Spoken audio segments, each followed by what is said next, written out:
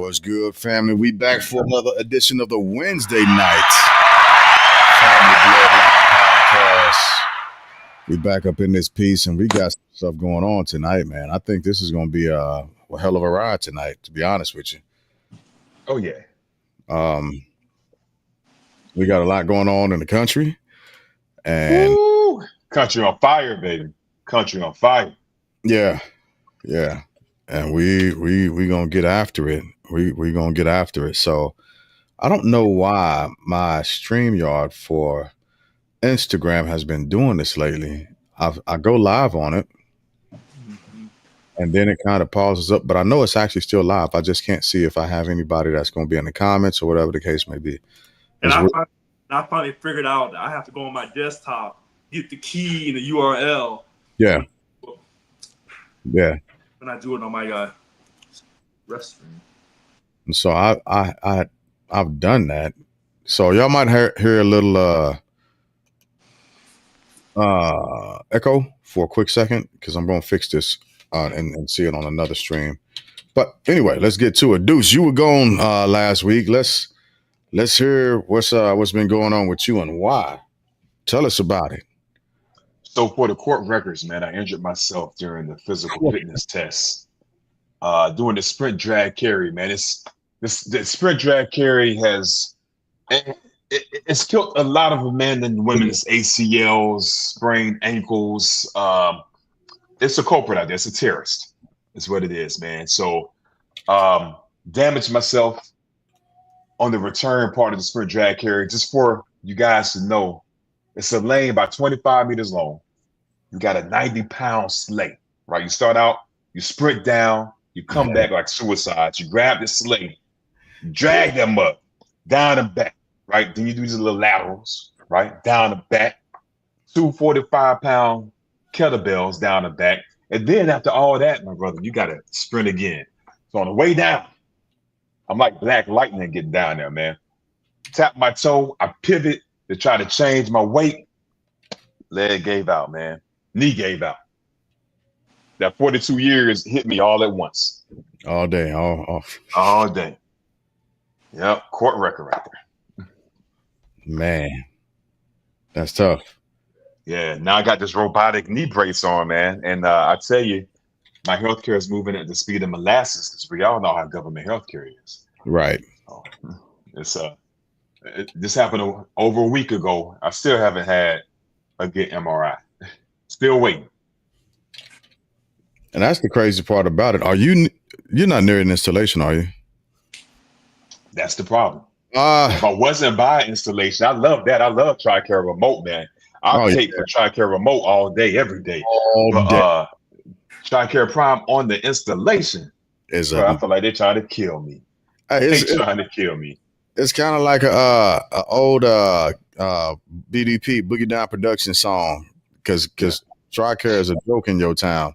On installations, TRICARE is a joke because you can't get medical facilities, MTCs, MTF. Yo, I'm gonna tell you, the ortho guy, he came in, had me lay down in the bed. It was some freaky deaky stuff going on, man. He had me lay down, had me bend my knee up. You know how you curl your knee up? This dude sat on my foot and turned around and grabbed my knee. I said, "Doc, you're getting a little too handsy, and I don't appreciate you sitting on my foot." Yeah, we ain't doing that. Yeah, somebody's checking for flexibility. Nah, Doc. It's not like that. You ain't finna flexing them skills like that. He better pause. Yeah. Hey, Sean. Hey, Mr. Combs. Back up.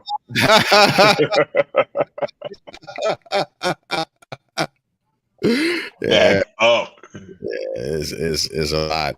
That's okay. All right. Well, what's the status on you getting out of there, man? So that's still going. I did a survey today, the virtual survey. They're coming to pick up the stuff, and I should be on the road by 17 July. Okay. All right. That's what time it is, huh? Mm-hmm. Good. Good. See if I can get a TDY out to Knox before I dip, man. But it's looking kind of tough. Hey. Well, I tell you one thing, you won't catch me in the in a RTA after After what? Next week, Friday? Yeah. Oh yeah. Oh yeah. You said you got what 50 some days to leave, huh? 56. 56, bro. You gonna be. You can grow it out now. Yeah, Chris said what's happening, man. He's over here on TikTok. He's in TikTok land with us. Chris is over in he in He's in Saint Missouri. Yeah, Misery. Yeah, I yeah. ain't I'm about to fly out to see him, man. I'm not going through that way this time. Oh, you going south? Yeah, I got some folk LA, I gotta go down and see some folks down in Houston. So I won't be going through the mid side. But yeah, we gotta plan something, man, some type of rendezvous. Yeah, man. Let me know about the time you think you'll make it out here. That way I can let him know, and we can see if we can figure it out. Yeah, he said chilling in the loo. Chilling in the loo. Chris, I owe you a call so I can get you up to speed on what's going on with me, bro. Because I haven't told him yet. Oh yeah. Yeah. Okay. Yeah, so I definitely got to get on it. Let him know. Cat had a birthday, man. Happy belated birthday. I seen it on the Book of Face. Who had a birthday? His wife had a birthday. Right? Oh, did she? Yeah, I think I seen it on the Book of Face. Okay. All right. Well, happy birthday. I told her we said happy birthday. What? No, not yet. Not yet. That's going to happen. He asked him, am I getting married? Speaking of, shout out to Fugate, Justin Fugate. Shout out to Justin. And congratulations to y'all. Pictures look dope. Yeah, they did. They did. Pictures look great. Hey, Juan, good to see you. Thank you for joining. So, Juan. Rich, we can't skip you, man. I know you usually keep it short. Let's get to it. Rich not gonna like me today, man, because there's two teams out here, and I'm on the side of one, which is his enemy. Who is that? He ain't got an enemy. Who? Rich got an enemy. Rich got an enemy. Yeah. Who's my enemy? Who's your enemy? Yeah. Who's over there in Cali? Who in Sac? Newsom's. Mm-hmm. The Newsom. Okay, let's get to it. All right, baby. That being said, let's hop into the first topic. Before we hop into the first topic, let me go ahead and read the disclaimer. Our views expressed are those held by the author and do not represent any other organization, company, or corporation or entity. So with that being said, first topic for the night. First thing we're going to talk about, we coming out hitting hard and swinging, the LA riots. And we're not talking about the Watts or Rodney King back in 92. We're talking about the riots that are happening right now because of ICE. Because ICE running into LA, and actually they ran into a little fashion district. I just want to make sure I speak about that correctly. I don't want to say it was just like this huge thing that encompassed the whole of LA, because that's not how it happened. All right, they went to a specific district and they went to a specific place looking for specific people. All right, there was a target. It was a targeted effort by federal agents moving into a zone. Now, the question that I have, and I'll ask that later, or we'll pick it up later, but do they need warrants for that? We'll come back to that question later. No, wait. They already had a warrant. Let's put that up right now. Say that again. When you said it was for a specific area, multiple media is saying that it wasn't just the garment district. It was at Home Depot and some other place. Yeah. Okay. But there was a warrant for the garment district for the situation that I'm really going to talk about. Okay. To come out in the legal brief.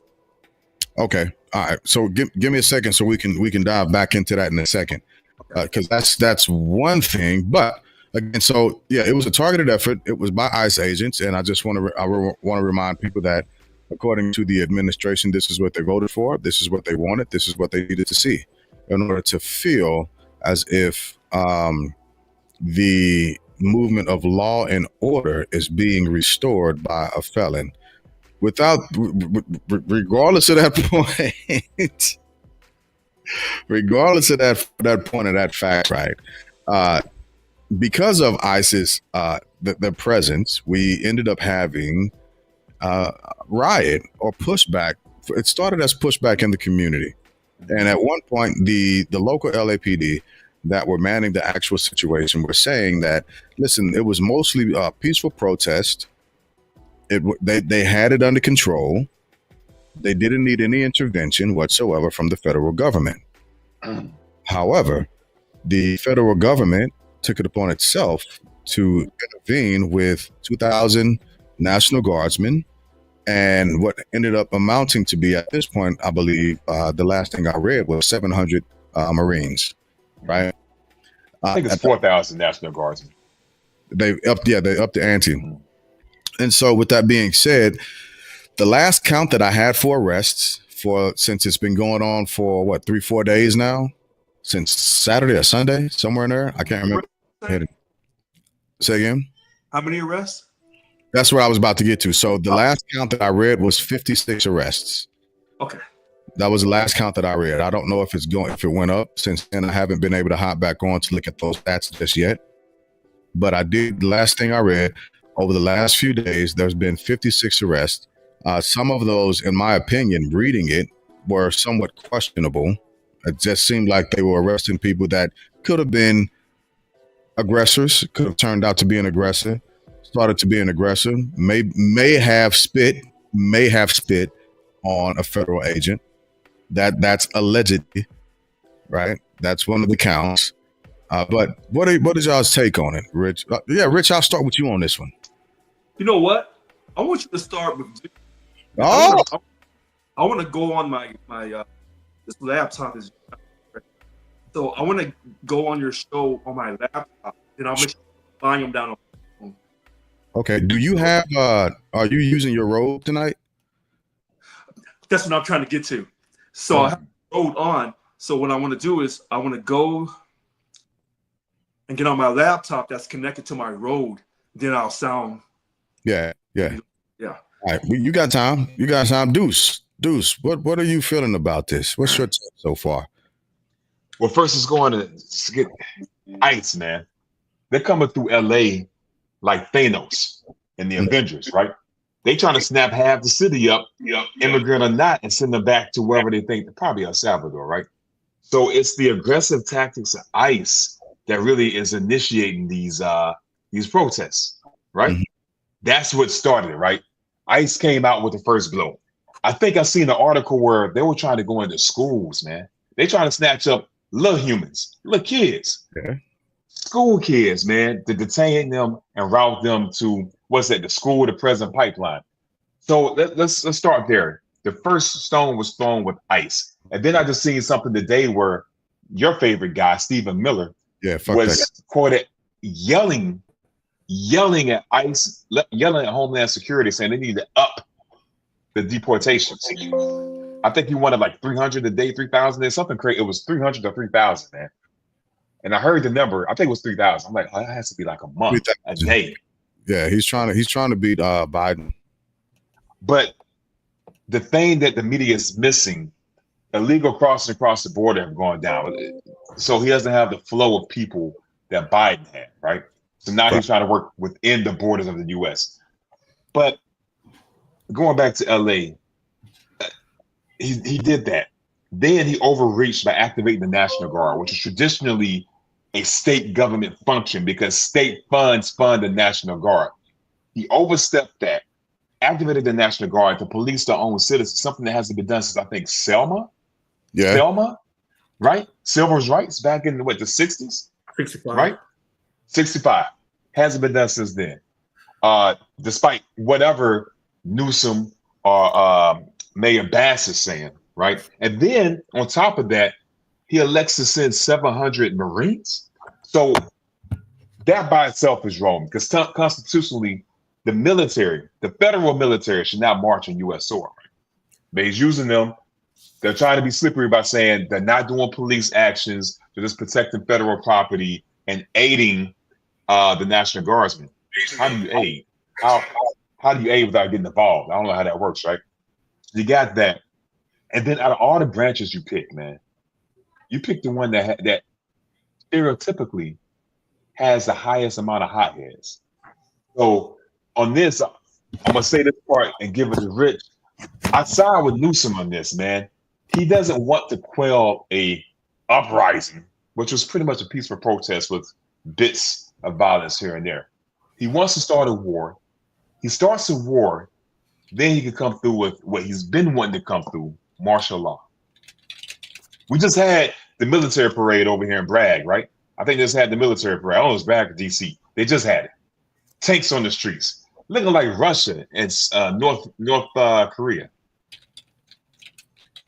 Take all that, start a war, martial law. He really is king.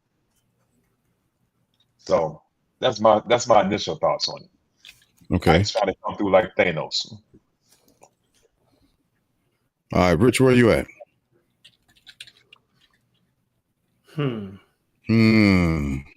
So I got a lot to say. Let's get it. And I'll be real quick, and then I'll let you come back on this. Your ruling on Thursday regarding the emergency restraining order that Gavin Newsom and the AG, Rob Bonita,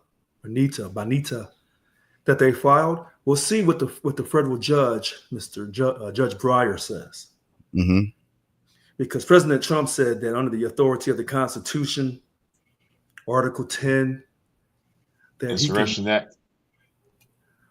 I believe it's the Insurrection Act. Yeah. It's a specific part of the Insurrection Act.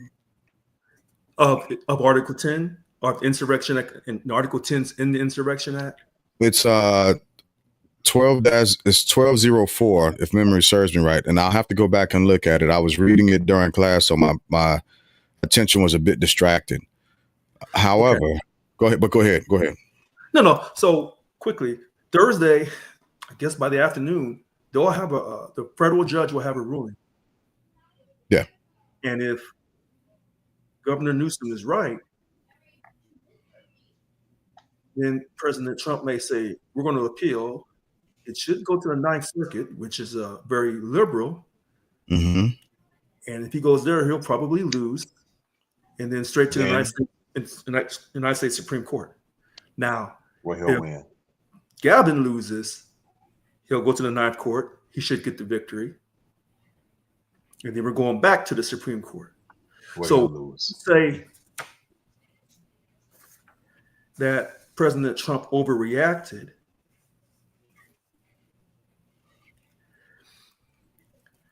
He believed that he was for national security, watching an event unfold that could get out of hand.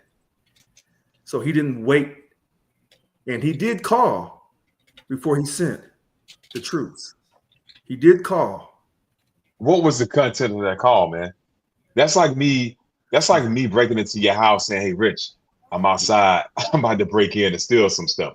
What's the point of the call?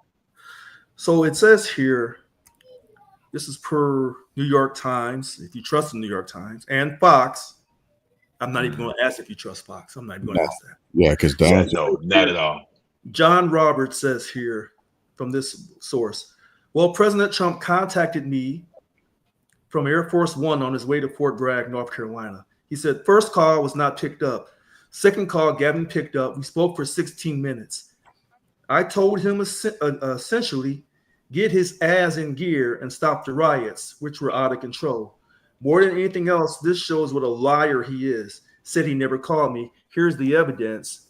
And then President Trump, oh my God, he showed the phone call at 1:20 something a.m. on June 7th. Okay. So to Deuce's point, what did he say during the call? What was his actual thing during the call? He said, we spoke. I'm just telling you, I'm just reading from what this source is on the internet.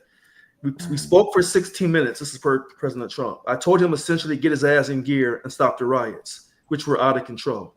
Now,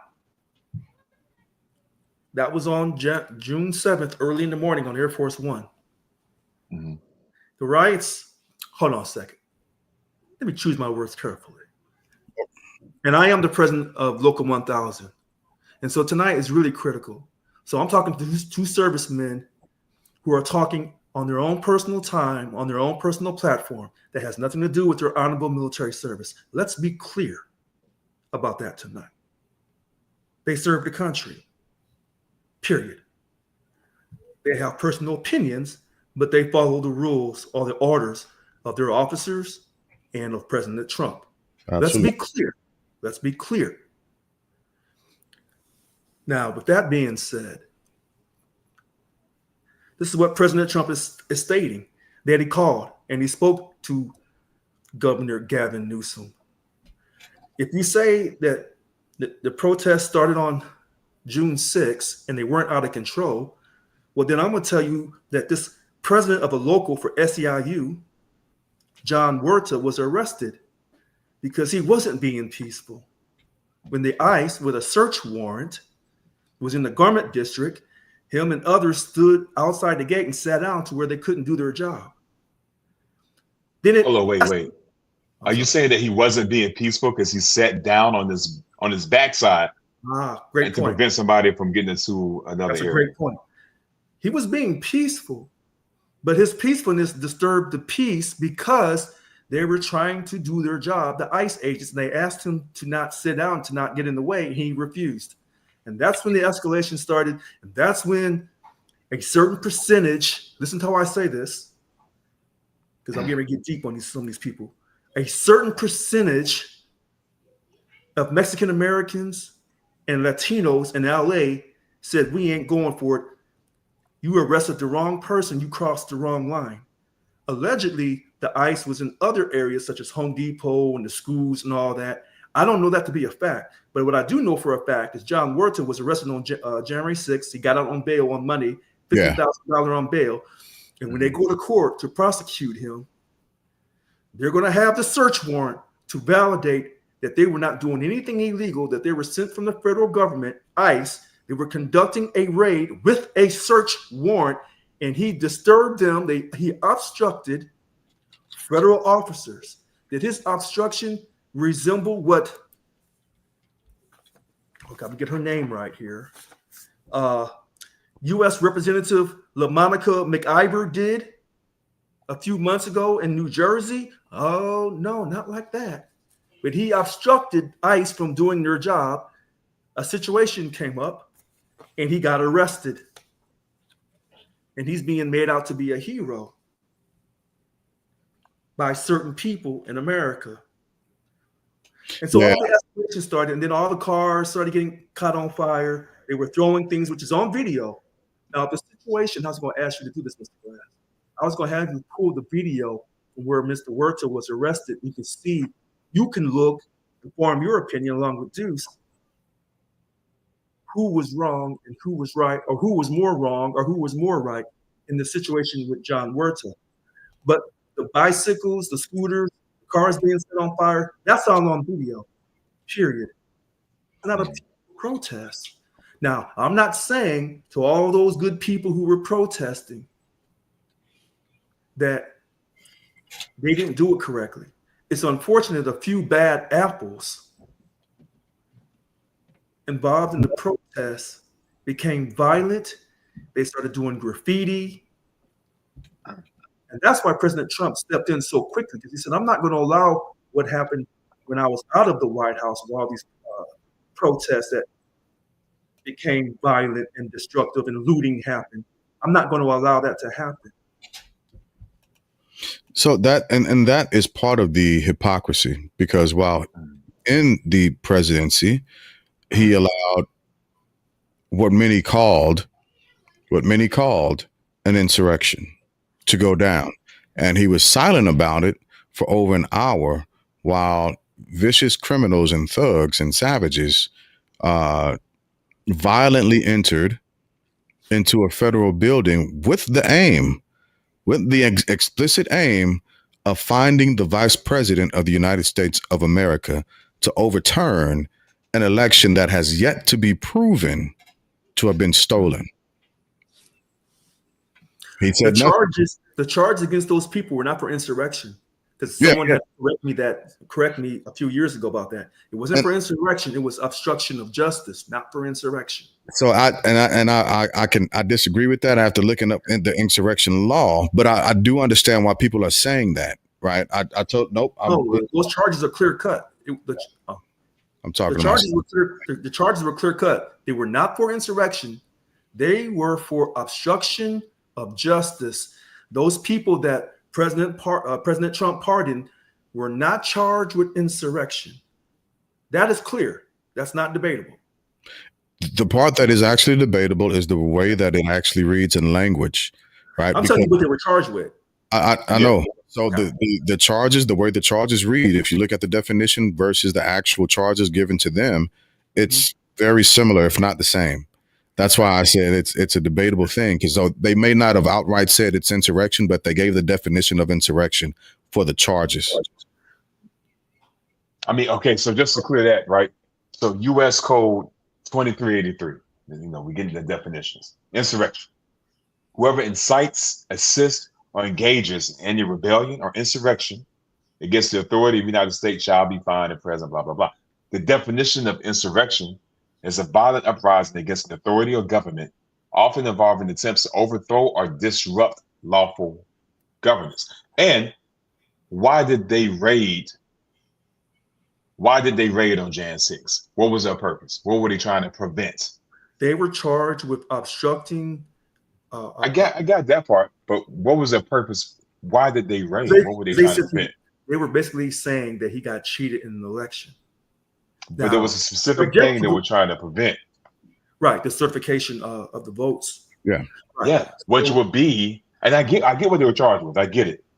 But that will fall under disrupt lawful governance. Yeah. But I know they did some maneuvering. They got charged with something else. Yeah, baby. Okay. So to half of America, they were insurrectionists. To the other half, they were not. Right. Here's the thing. Okay. What we're talking about on January 6th, now we're talking, ironically, starting on June 6th. Yes. So it's you know what? We all expected fireworks with this particular president being reelected. So there's nothing he can do. Remember, we said this. There's nothing he can do, and it's going to be every single day. Nothing he can do that's going to surprise us. Unless, I don't know. There's nothing he can do. Nothing. They won't surprise me, I'll tell you that. Nothing he can do can surprise us. So by him sitting those troops down, that's not a surprise at all. It's not a surprise. It's a disappointment. And right. Go ahead. Funny thing, and I won't cut you off. Yeah, you're good. You're good. Because the news media, sometimes they tell you who you watch. They tell you a percentage of the truth. Now, here's the oath that I took. Now, y'all gentlemen can tell me you took a different oath. So it says here, this is driving me crazy here. Hold on one second. It says here on the oath that I took, I, Richard Lewis Brown, do solemnly swear or affirm I will support and defend the Constitution of the Constitution of the United States. But wait a minute. Well, hold on a second. Mm-hmm. Against all enemies, both foreign and domestic. Okay. And I will bear truth and allegiance to the same, and that I will obey the orders of the president and the orders of the officers appointed over me. So y'all have that all memorized according to the regulations. Unfortunately, I don't. Yeah. When I read this when I was 18, and then when I re-enlisted, I had to read it again. Yeah. And then again a third time. All this is fine except the one thing that threw me for a loop. All enemies, foreign and domestic. So when they say, oh, they shouldn't be doing this and doing that, if the president rightfully used the Constitution, he'll send anybody he wants in there. And I was saying this because you are being considered a domestic enemy when you act up in this country, and we will use the military to get your ass in line. Oh, yes, we will. The operative word is if. If the president is using that in accordance with the Constitution, that's. But it doesn't say that on the oath, though. So when you take the oath, whether the president is wrong or whether he's right, if your officers and the president are saying, "Hey, this is what we're doing," now if you say, what's the part of the oath that says the Constitution? Reread that part for me. Okay. Not So for I'm Bam. saying I'm a little here is- slow. You got to no, bring that yeah, back to me. So here, I'm gonna do the federal statute. So in case if I'm reading the statute wrong, Mr. Glass can correct me.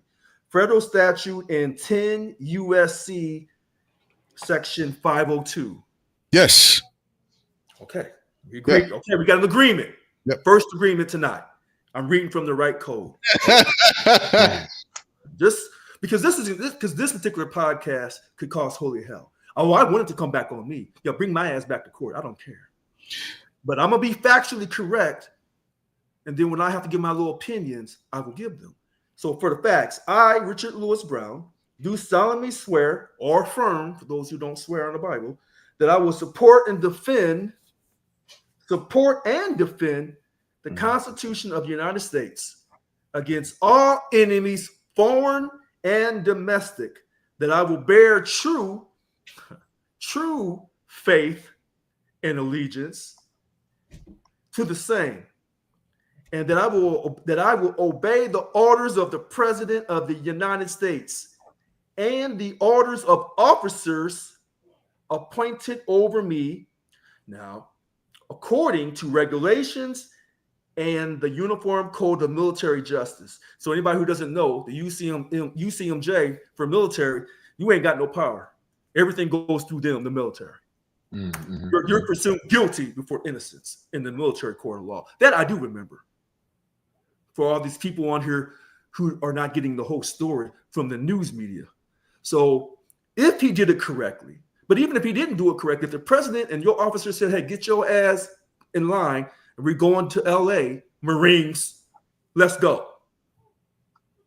Now, you're going to protect the federal building and the ICE agents while they're doing their job. That's what the National Guard has a little bit different oath, but it's basically the same thing. They're just going to protect. Yeah. But they could, under the Constitution, if President Trump is doing it correctly, start doing some law enforcement if needed. So just so the average Joe, for the average Joe who doesn't know this, National Guard soldiers are what's called Title 32 soldiers, and their first allegiance is to the state. And so the state's governor is their commander-in-chief, their primary commander-in-chief. They can become Title 10 soldiers depending on the circumstances that's happening within the state. However, before that happens, there's generally a lead up to it, right?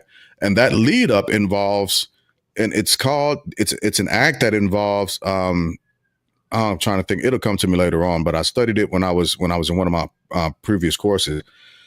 Whatever the case, but in order for that to happen, law enforcement has to have exhausted all of its means by which it could protect the state or the local areas in which it was called into to protect, right? That doesn't mean that National Guardsmen can't be called up and put on Title 10 orders in order to protect federal buildings. That's a completely different topic. Right? That's still a thing that they can do if needed. So law enforcement has the right, the governor has the right, the mayor has the right to dispatch as many local law enforcement agents as they need to in order to quell the actual uprisings or riots. I don't want to call them uprisings because that's when we begin to touch on very litigious aspects of the Constitution. When you start referring to it as an uprising or as an insurrection, then all of those powers are definitively given over to the president, and the president can, at that point, dispel National Guardsmen under Title 10 so that they can begin to enforce laws that local law enforcement cannot assist with.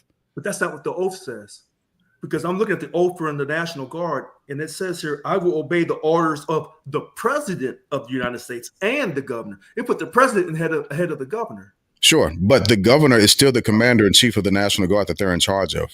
Okay. So I'm not saying that the president is out of there altogether, but their first duty is to the state or the territories that they're actually from. That's why you have a National Guard section in every state that we have.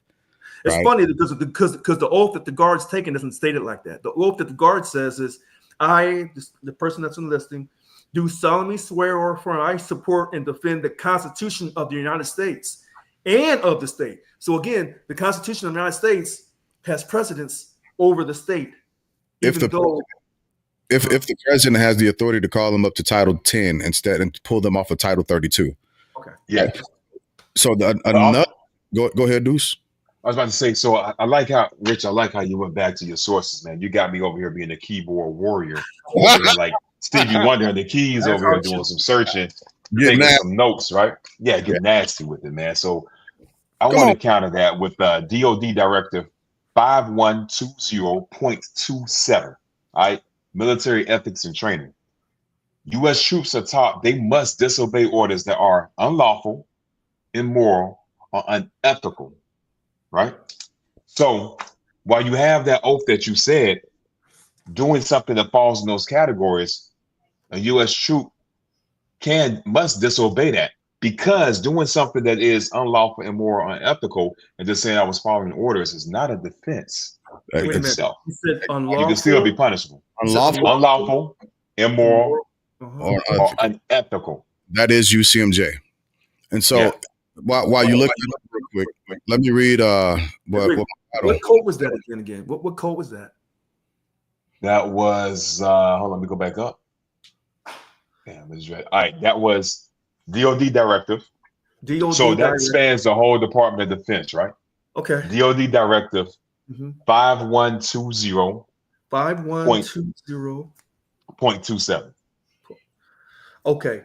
5120.27 DOD. Mhm. So troops can disobey unlawful, immoral, or unethical orders. yes.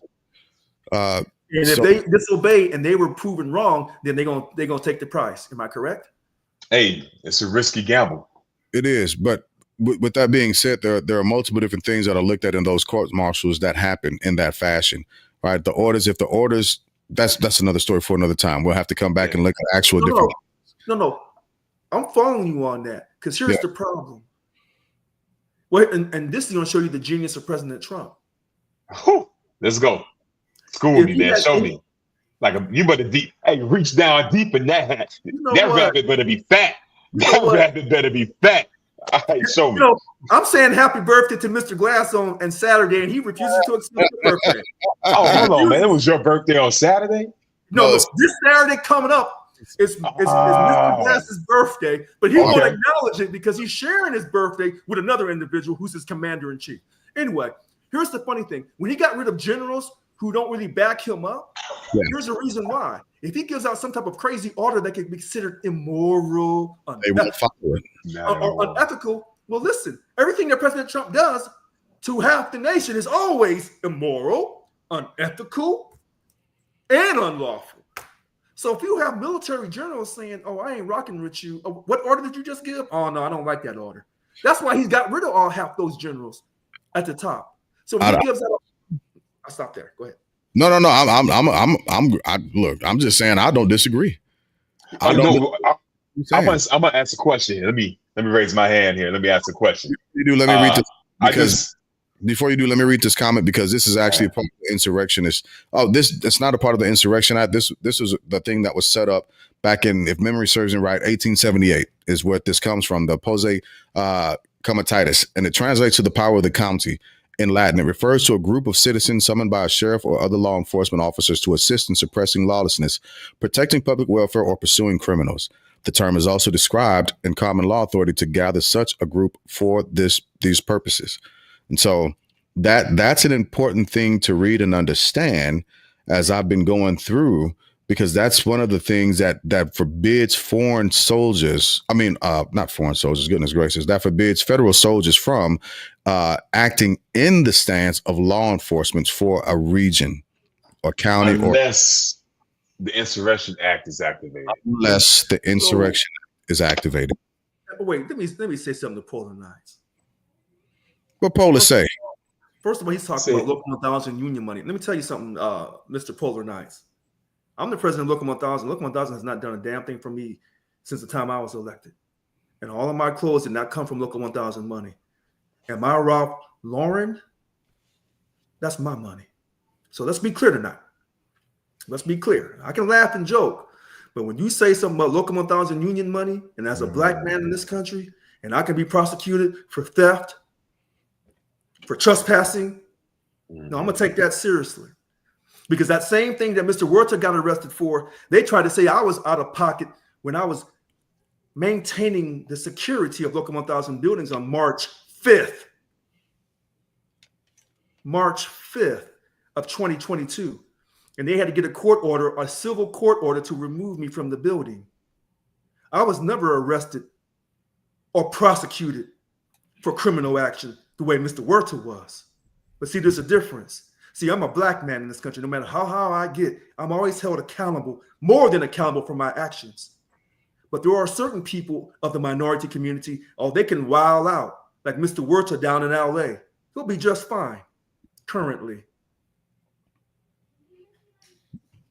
And it needed to be said. Because, not what you highlighted in the way that you did, you have to actually state that because, that could be dangerous grounds. And that next thing you know, somebody hears him saying that, and now they're doing forensic explorations in your finances because I wish they would find where all my polo money came from to buy these Ralph Lauren polos that I've been wearing since the time I met you. Okay? Yeah. In fact, I had 1, 2, 3. I think I had 3. A purple one, a red one, and I think I had another one. That's all the polo shirts I had because I didn't have no money. Yeah.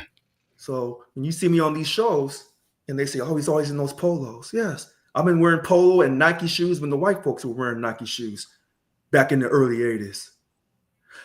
I digressed. I'm sorry. Let's move on. You're good. You're good. Some things have to be stated just to make sure we set the record straight. Mm-hmm. So this is where I think I might rub y'all wrong a little bit, but I think it has to be said and mentioned because I think President Trump is actually correct in sending in the National Guard, not so much the Marines, because like you were stating before, Deuce, we know the reputation that Marines have. However, I think we're calling in the National Guard outside of protecting the federal buildings, which is why I think he's correct for calling them in. I don't think he's correct in trying to push for law enforcement activities. I don't think he can do that, especially since the governor has not requested any assistance from the federal government in that capacity. And the sheriff is outwardly saying and exclaiming that, no, local law enforcement, LAPD, we can handle what's going on right now. So I think he can do that under his constitutional rights to ensure that no vandalism or acts of insurrection, so on and so forth, happen against any federal properties that aren't properly protected, because that is a government vested interest. But the Marines know. ICE agents is the thing that I'm more so concerned about, because I know, well, like Richard stated before, that there was a warrant to go into a couple of different areas. What I'm starting to see, the trend is they're becoming, in my mind, this is specific to me, and it's nothing more, nothing less than my opinion, right? But then again, this is why I've been telling motherfuckers not to get in these streets. I've been saying that for the past month and some change. And I've been saying it for this very reason, but they're acting like the Gestapo. I'm going to say it. I'm going to say it with my whole chest. The way things are happening and unfolding are not okay. Regardless of what, just because you can do something does not always mean you should. Who are we protecting at this point? And that goes for both the federal government as well as our civilians. I need to remind my brothers and sisters, my Latin brothers and sisters, that your cousins, your abuelas, your tias, they put you in this situation also by voting for the person that's actually in office. They put you in this situation. I don't want us to lose sight of that. I didn't vote for this. And I'm saying that for a very specific reason, from our family that was in Florida, the Cuban community, advertising for this. We love Mr. Trump, so on and so forth, to Abuela that was in Arizona or Texas, saying that she was okay with her family members getting caught and deported because she had her papers. She was good, according to her. She didn't know that it was going to go to this extent, to where even if you are legal, you're still getting deported. She didn't think that it was going to affect her. It was okay when it was the side of the family she didn't like. Right. So I think that part needs to be addressed. It needs to be looked at. It needs to be handled by family. Get after y'all's folks, man. Well, wait a minute. Wait a minute. So this is a little tough. Number one, I am a little biased. I'm a little outraged because one of the people who run me out of my position, the Local 1000, was a Latina, and she thinks she's God's gift. She's not. She's not God's gift. I don't care how many black men you marry and have black children by. You're not. I'm the president of this union, not you. Number two, the Mexicans in LA, if you're down for your people and you're fighting for your people, I respect that. If you want to, fight for people breaking the laws because you're saying that this was their country to begin with, the Southwest was their land to begin with, I'll let you take it up with the gringo. But some of you Mexicans ain't playing right. Okay? See, some of you Mexicans was talking about that white man's child in LA, that supervisor that was the head supervisor on the board a few years ago. You Mexicans in LA, you know what I'm talking about. And she had to resign, and another Mexican on the board had to resign too, because they were laughing, talking about that little monkey, that white man's child. I know exactly what you're talking about. Let's be clear. You ain't all you cracked up to be. And I'm not trying to say that all these so-called black folks in the black community are all they cracked up to be, because they are some funny acting individuals as well. But I want to get to those Hispanics in Florida who think that they're white. Not all of them, but there's a percentage of Cubans and other Haitians and Dominicans in Florida. They think they're white. I know black like you. Yeah. Okay. Yeah, that's what it is. So they have an interesting dynamic, and I'm not gonna. Here's where I'm gonna disagree. I'm not gonna put this on the Latino community about some of them voting to put President Trump back in office. I didn't vote for him either. But when the gringo told you, we're gonna get rid of all you bad hombres, somehow you're Spanish. You maybe should have taken some English classes, because when the gringo tells you, I'm coming for a certain percentage of you and remove you from the country because you're here illegally and you're a criminal, what he's really telling you is, make America great again. If you ain't white and you came to this country illegally, I'm getting your ass up out of here. That's what he's saying. But maybe he should have told you that in Spanish and you would have understood where he was coming from. Now, with that being said, the Latinos in LA, they said we ain't going anywhere. What that one say? Let's see, the MAGA. Oh, I got this written down here. Here it is. He says, I'm a MAGA Mexican. Well, what is a MAGA Mexican? This person allegedly said, Mexicans ain't going anywhere. He calls himself a MAGA Mexican. Mexicans ain't going anywhere. I have to respect that. But President Trump, this gringo, he ain't going anywhere either. So it's going to be a clash, and he's going to send troops. Okay, and that's how it's going to go down. Now, who's going to win this? If you felt so strongly about being Mexicano, or whatever, why don't you go down to Mexico and do all that stuff and wave the Mexican flag? No, you ain't going down with them drug dealers who'll blow your brains out. But you get mad at the gringo. You get mad at the gringo when he's in the White House exercising his white privilege. And I didn't say I support it. Hold on, man. But there's bias. There's bias with the way he acts, man. Let's be real about this. Let's not act like we're oblivious to the fact, man. I see what you guys are doing. You guys looking at the letter of law, trying to be objective with it, but you're trying to be. Here's what I hate about the courts. They're trying to be objective with a person who is definitely not objective. This dude would have no objection if it slapped him in the face, right? So he's able to get out of it because some courts are trying to be objective with it. Got a list here. Remember the George Floyd protest, right? That was during Trump. That was Trump, right? Yes. 2020? All right. Yeah. There were protests. I looked up violent protests in Republican states under Trump's presidency. All right. Texas, Austin, Dallas, Houston. Police cars, stores looted, windows smashed, government buildings destroyed. Arizona, Phoenix, downtown businesses were vandalized, right? Utah, protesters flipped the torch police car, government building damage, broken windows at the Capitol building. Florida, Miami, Jacksonville, riots, burnt vehicles, looted stores, same, right? Also happened in DC. out of those places, what city do you think he sent the active duty military to? Oh, no. The liberal cities. DC. He had them raised up.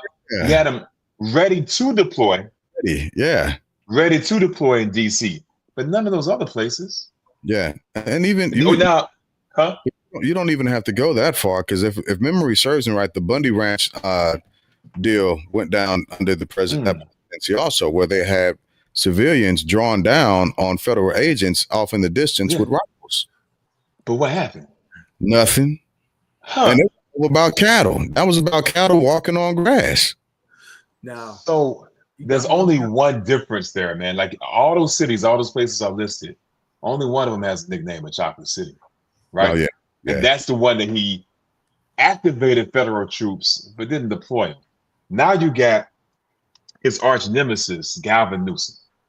Right now, I would say if you look across the field, if the election started next week, I know Richard's going to hate me for this. The election started next week. That is the only man, the only dude on either side that stands a chance of defeating Trump. Let's say he gets his fourth term. I don't know. Hold on. If you're saying that Republicans are going to protect their own, yes. Because I know that all those protests in New York, Alvin Bragg dropped all those charges against people. Yeah. Okay. So that takes them out. What about Democrats? Both parties are going to take care of their own. That's the game. And so that's why they demand your fealty to the Democratic Party. You're with us. And I wasn't with them, and I was a Democrat at that time, and they ran me out of office. I left the Democratic Party. But I didn't run to the other side. I ran to freedom. And that freedom is to be independent and make up my own mind, and I'm not affiliated with none. But my question is, we only got two parties that can really get people in office right now, unfortunately. So to your point, the Republicans are gonna, let's say Trump, I don't even want to, Lord, but the only one that can beat a MAGA candidate, let me put it that way. The only one that can defeat a MAGA candidate, right? As of right now, today, Jan 11, right? Only one standing chance is Newsom. That's because you have limited your ability to go outside the box. So when they said years ago, listen to this. When they said years ago, oh, you can't let these black men play quarterback. They don't have the emotional ability. They don't have the leadership qualities. And then they let one in, and then two in, and now, oh my God, they're all over the place on the football field. So it's the ability to go outside the box, to broaden your horizons, to let women come out of the kitchen barefoot and pregnant, and let them work alongside you in the workplace. So for this idea that Gavin Newsom wants to seize the opportunity, because this is all he's trying to do is seize the opportunity. He don't give a damn about those people in LA. Just like he don't give a damn about negotiating in good faith, because he doesn't even want to pay the salary increase on the invalid contract that Local 1000 has right now. So Gavin Newsom, you're the reason why them fires have gotten out of control in the state of California. I have to agree with you. I have to agree with you that this is a prime opportunity for Governor Newsom. I think it's performative. I don't think that he's for sure. He ain't gonna do. Listen to this. I heard his podcast. Go ahead. And I'm gonna say this as the president of Local 1000. His pretty boy ass. He couldn't handle that I would not give him any money. So pretty boy said, "Get his black ass out of here. Go on and have your illegal meeting at the Sacramento Democratic headquarters. Take all his powers from him. Strip him of his dignity. He doesn't know his damn place in the Democratic Party as a black man. The hell with Gavin Newsom. And I don't need white folks in Lansing County to get me going. But they're the ones who put me in office, along with other white folks up and down the state of California. So I will be their voice. And so their white lives do matter. And Gavin Newsom doesn't care about them white people. The only thing that Gavin Newsom cares about is his own self and his slick back hair and any woman he can get his hands on. That's who Gavin Newsom is. When he told people, don't go outside, don't participate in outside activities because of the virus, what was his ass doing? Hanging out with his lobbyist friends at the French Laundry, kicking it, having a few drinks. Out there in Napa, man. Women. Kicking back. He ain't no different than any other politician. He can walk around with his pretty boy looks, his Matthew McConaughey charm. But But I want to go back to my point because you colored outside my lines. You brought in women, you brought in all this to make it seem as though I'm ignorant of the fact that there are better people out there. I'm saying, as of right now, June 11th, unless you guys bring me another active candidate that's on the national stage, Newsom's only threat to a MAGA candidate. And because of that, Trump's tactic has always been to attack the strongest foe, i.e. DeSantis, i.e. Rubio, and the Republican, whatever they had, the debates, things of that nature, right? Attack them, i.e. Hillary, how he did her initially. They attack the strongest candidate, the strongest threat to his power. And as of right now, you can't tell me there's another person in the U.S. as of right now in a political setting that's a bigger threat to Trump than Galvin. So I agree with you. I thought about it for a second. I thought about it for a second. And I was thinking about a few people, but wait a minute. It had to happen right now. They would not win. Listen, let's play the game. Let's play the deuce game. He's talking about there's no one else out there. If we call it my game, I'm winning. Look, hold on. You show me any person that's the leader of the fourth largest economy on earth, and I'm going to show you a threat to President Trump, okay? You show me a person that has the most populous state in America, and I'm going to show you a person who's a threat to President Trump. I don't care if it's a transgendered, bad wig wearing individual. Oh, that would matter. That would entirely matter. So that does not matter. That would matter. That 1,000% matters. What I'm simply saying. I see what you're trying to do. You're the president. I mean, the governor of the fourth largest economy in the world, and you have the most populous state in the world, and you have a financial district in San Francisco. You have all of Hollywood, and you have Silicon Valley. You don't need nobody else to tell you nothing. You are a threat, period. Well, when you have the most agricultural producing land in America, in this golden state, you are a threat.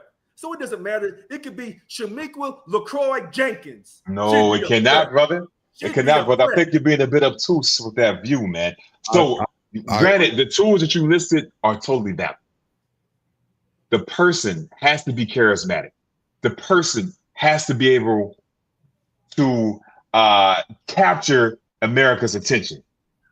Galvin has, for better or for worse, Galvin has that right now, right? America loves the pretty white savior.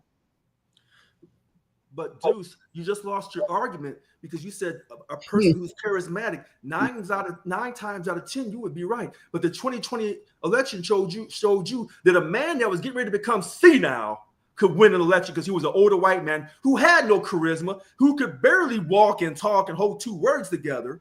But he had all the years. There are outliners. The outliners everything. That was more of a referendum against Trump than I see what you're saying. Yeah. But let's get back at it. It's hard for me to find anybody or think of anybody on the Democratic side and the Democratic strata that if they had to go against the current POTUS right now would win. And that's the honest truth. The only way the only thing that could happen for America is not the primary, but the midterms. If they lose the midterm. But again, I told y'all a long time ago, I said, it's been revealed to me that Governor Gavin Newsom will be running against Vice President J.D. Vance in the 2028 election. I told you this months ago. I've never backed off. Told you ahead of time. Yeah, J.D. Vance won't win that. He wouldn't win it. No. Well, if that budget that we looked at a few weeks ago, it's been pushed back already. Yeah. Okay. So even when it goes into effect, if a lot of that stuff that's going to hurt the middle class and the working poor, if it doesn't go into effect until after November of 26, then this situation right now with these protests, some people say it's peaceful, some people say it's violent. The truth is it's in the middle. This one situation, because he's already worked out the deal with China, whatever deal that is. He's worked out a deal. No. Let's be specific on that. They agreed to a framework. No one knows the fucking details. That's why the market went down in the dumps. And the thing they focused on were minerals, rare earth minerals. They were never included in the tariff deal. So the reason why is because we've essentially he's essentially already stripped a lot of the things that we were doing with China. They're not coming back. They're gone. Right. They won't trust us for another 10 years to actually do business with us in that same manner, in that same framework. So that business is gone. That ship has sailed. So, but not to move over to the bill. But agree. I agree with you also, Richard. If it ends up being your nemesis, he'll end up winning. I agree with you also. Let me say this, because I agree also that he's flip-flopping, listening to some of his podcasts, some of the guests that he's had on.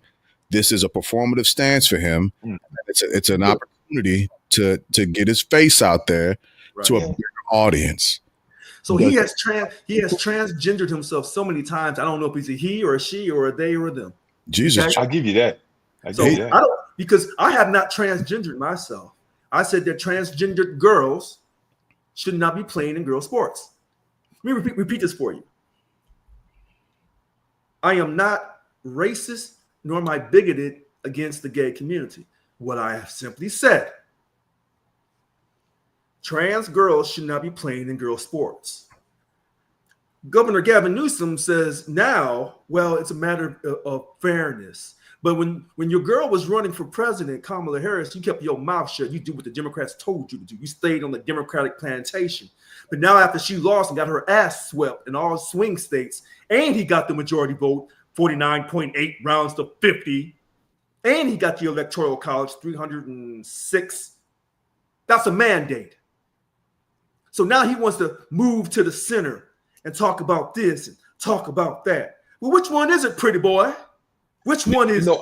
Are you transgender for the boys? Are you transgender for the girls? I do agree.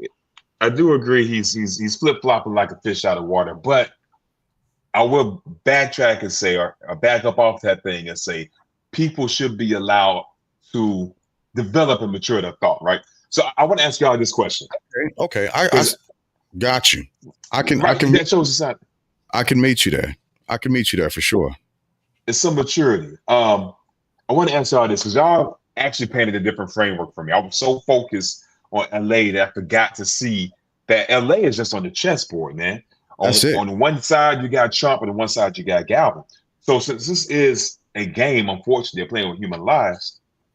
What does a victory? We know what a victory. I think a victory for Trump is easy to envision. What does a victory for Galvin look like? He's already won. Solely dealing with the LA riots. He's already won. He gave his victory speech last night. He's already won, and so has Trump. He hasn't won. They both have won. I think he has. This is why I say that. This is why I say I think Governor Newsom has won this one.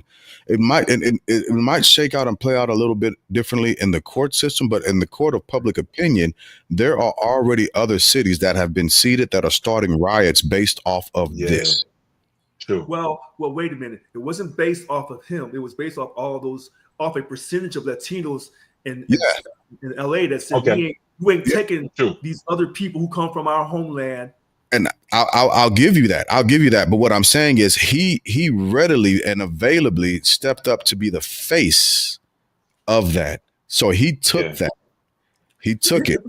Listen to this. Talking about Gavin Newsom. So when SIU local, when the SIU local president got arrested, this is the same as the SEIU, Service Employees International Union. They're a political organization in DC parading as a union.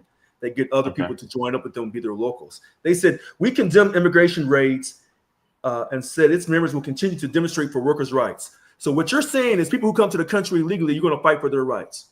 And so Gavin Newsom, when he had me removed from office, because it was under his direction, you couldn't accept election results. And then you want to walk around when CAL FIRE and other agencies ask you for money on on critical issues. You said, no, we're not giving you money on more money to Cal Fire. That's when you closed that prison down up there, CCC, up there in Lansing County, when those prison inmates were, quote, being trained to be firefighters and they were helping up and down the state of California, that wasn't good enough for you. So you couldn't accept an election of a black man. You couldn't accept it. You said, oh, Richard, this is just because you're black. Oh, Richard, don't make it a racial issue. Well, I'm going to make it a damn racial issue because it is what it is. So when Governor Biden, under his normal state of mind, or maybe he was senile when he made the decision to give the Juneteenth in a few days as a federal holiday, what did this asshole called Gavin Newsom, what the hell did he do? He didn't know it's happening in California. We can't recognize these black folks here in California. But as long as they own my plantation, I'm going to make sure they're good, but we can't give you an additional state paid holiday to the blacks. Yep. Oh, really? It's like that? But you gave it for Cesar Chavez. Well, we already have it for Dr. King. No, Dr. King was for righteousness' sake.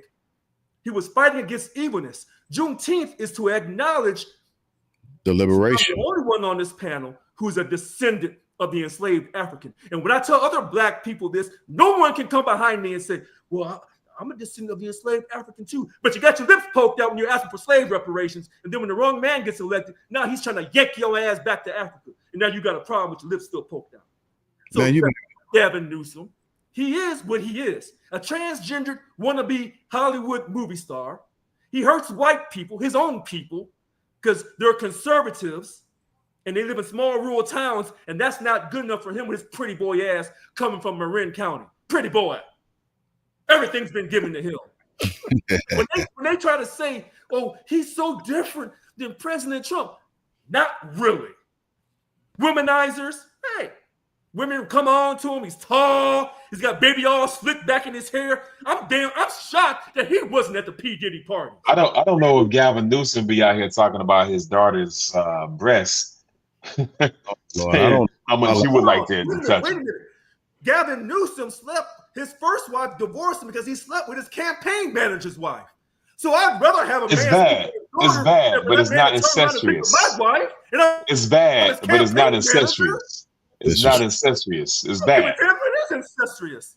That's not incest. That's cheating. No. It's the same damn thing. No, it's completely different. It is so vastly. They're two different galaxies, my guy. Totally different. Understand your passion and your frustration, but it's not the same thing at all. I'm running for a position. My campaign manager's working with me, working around the clock with me 24 hours a day, probably, and I'm banging his wife. I can't go bang all those women in Hollywood. I can't bang all the pretty gals in the Bay Area and all those secret sex parties. That's not enough. I got to bang my campaign manager's wife. Let me tell you something. Deep game. I'm gonna calm down for a second. I'm about to play like that little break music where it's like real calm. Yeah. I promise you this. If God says that he's restoring me back to my presidency, back to my rightful place so I can help people, I promise you, Gavin Newsom's going to wish that black people were never allowed to be brought as enslaved Africans to America. I promise you this.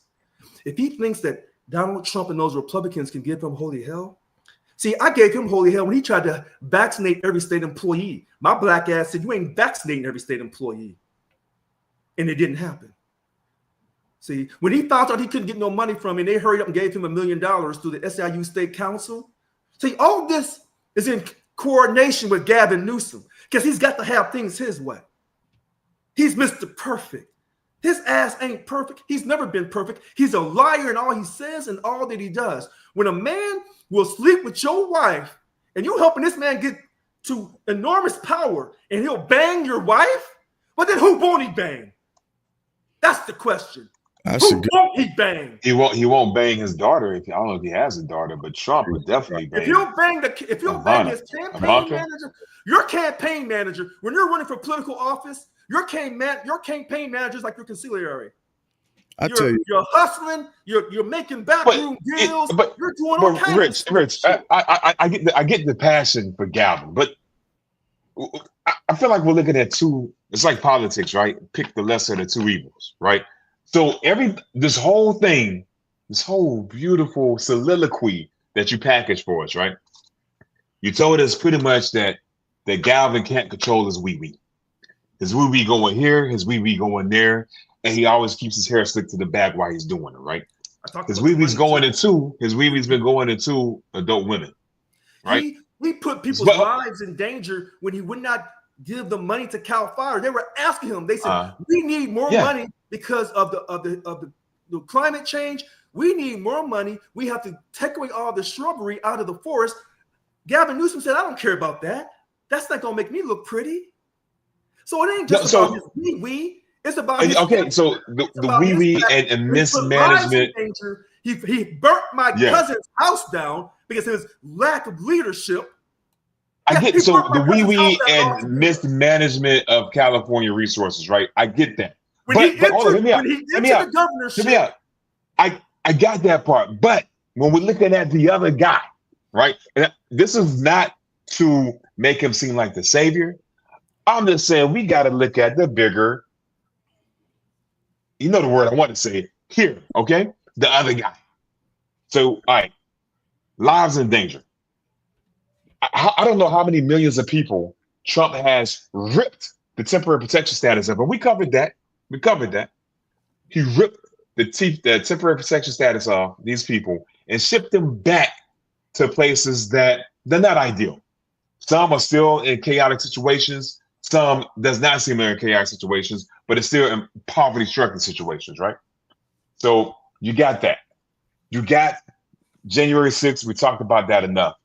He uses the apparatus of the government, the defense, not defense. He uses DOJ and the FBI as his own personal henchmen to attack political adversaries and now even sometimes civilian adversaries.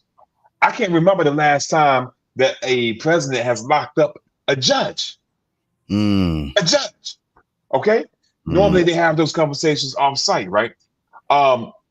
Then attacking habeas corpus, right? You want to talk about affecting people in their livelihoods. These tariffs are not doing anything great for people's retirement accounts, for interactions with businesses overseas, everyday thing. Attacking journalists, labeling the media as enemy of the people, revoking press credentials so now we can't even know what's going on. In fact, he won a case in the Supreme Court where Doge doesn't even have to publicly release the activities anymore. Yep. Deuce, a person had me removed from office because I wouldn't give him money. He couldn't accept. I get that. No. Now, your sanctuary cities here in the state of California, you couldn't have sanctuary cities without the governor's approval. He's allowing people to come here to this country illegally and be put up in sanctuary cities. And hold on, he's used money, taxpayer money, to give health care to illegals who are here. Now, you can say that, hey, there's a certain percentage of Republicans who may be a little funny acting. But on this, they are telling the absolute righteous truth. And so this person that you want to say should be put into the White House who couldn't accept the election victory. I didn't say that. Don't put those words in my mouth. He never said that. I was gonna back him up on that because Deuce did not say that. That's not what he said. So what I'm saying to you is, I'm giving you facts. When he found out I would not give him no political money to fight his recall, he said get his ass up out of here. Okay.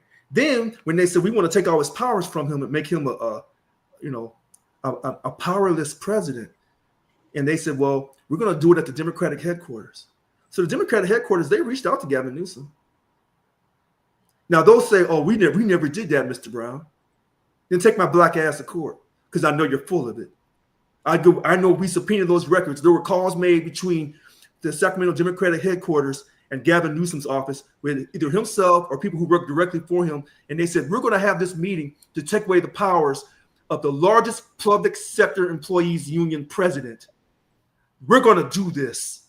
And when this shit, and then we're going to file a lawsuit and try to make this vigilante justice work for us. And so far, they've been winning.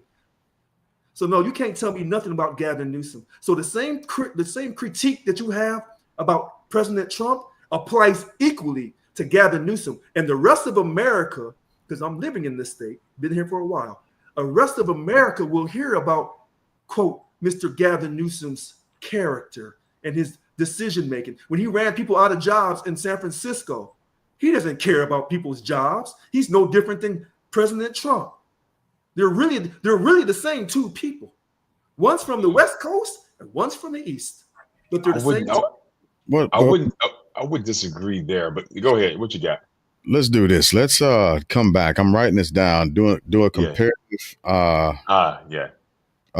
summary over POTUS and Gavin Newsom. That way we can test those waters and we can weigh it in a balance and figure it out. But I tell you who neither one of them are like, and who I tell you who's just got banged from another country. This fella right here, Kilmar Abrego Garcia. Welcome home. Mm-hmm. It's the return of. Yeah. It's the return of. Yep. It's the return. And so I want to touch on this for a little bit, and the reason why is because I see so many fallacies that have happened in this case at this point. And even the actual bringing him back at this point is such a devious move that it's unconscionable to have to bring him back, or not to have to bring him back, but to bring him back and then put him right back in court in Tennessee, just to say, "See, we told you so." And even the people that they've got that they're lining up against him like that, I can't believe any of it. It's all a show to me at this point. So wait a minute. Hold on a second. When President Trump violated his rights, because he's under the protective order to stay here in America, and he shipped them to El Salvador, back to El Salvador, you induced through a fit. And so President Trump said, I ain't bringing him back. And you said, look at him. He's defiling the Supreme Court. Supreme Court can't contain the president. So now the president brings him back, and you ain't happy about this shit either. I'm not. Let's put it in context. Let's give some text to it. So my question is this, because every different site says, oh, he's a perfect saint. Other sites say, oh, he was moving illegals and blah, blah, blah. When all this comes out in court, are you going to question the court's decision if they say, okay, this guy's guilty, he was moving illegal immigrants, illegal undocumented workers, and we're going to prosecute him and send him back to El Salvador? Will that judgment be okay with you, or will you question the judgment? As long as it's not in Tennessee. Yeah. Okay. Yeah. So from what I'm being told, from what I read, if I read it correctly, it's going to be in a federal court in Tennessee. So you wouldn't trust a federal court judge in Tennessee? No. There's a reason why the initial judge recused herself of it. Okay. That's because she knew that it's nothing more than a political joke. It's not to do anything to actually uphold any form of law.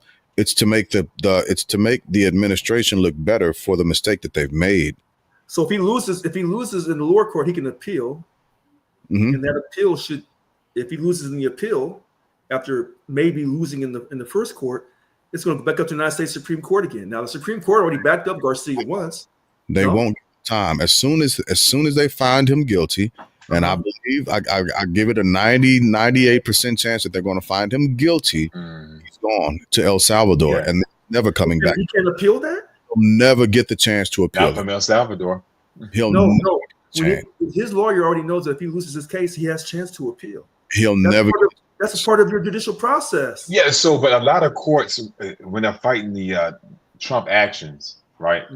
They say you can appeal, but his action still goes through until the appeal is heard. That's why a lot of them, they're doing a summary judgment. That's been the rhetoric. So I saw with James on this one, I think that would be the same thing. He could file the appeal, but they say you still get deported until the appeal is heard. I think you can do an expedited appeal to prevent that from happening. I think. I think so too. Yeah. The Supreme Court has already ruled that the administration can continue deportations. Yeah. So as soon as they find him guilty, he's gone. They're going to wash his hands of him, and they can try to appeal. Well, then Then why did you beg it? Then why were y'all hacking the food by bringing him back then? The reason why I wanted him to be brought back was not to go back to a court to be caught up in a circus of a court system. The reason I wanted him to come back is because there was already a judge that ruled that he wasn't supposed to go in the first place. Right. So hold on. Now that he's back, he's facing charges. Mm-hmm. So now that he's facing charges, if the charges are bogus, he should be found innocent. But it's a sham in the first place. It's a sham in the first place, and this is why. He should have been brought back and released.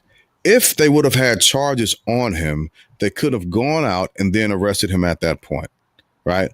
But instead of doing that, they ginned up some fictitious charges, found some fictitious people to actually help with the narrative. There's even a statement, an allegation that he murdered somebody's mother in El Salvador. What the freak does that have to do with anything in America? Why would that even be pushed out there? That has nothing to do with anything here. Then there's a continuation to show his behavior why he's a criminal here. But listen, here's a continuation of that.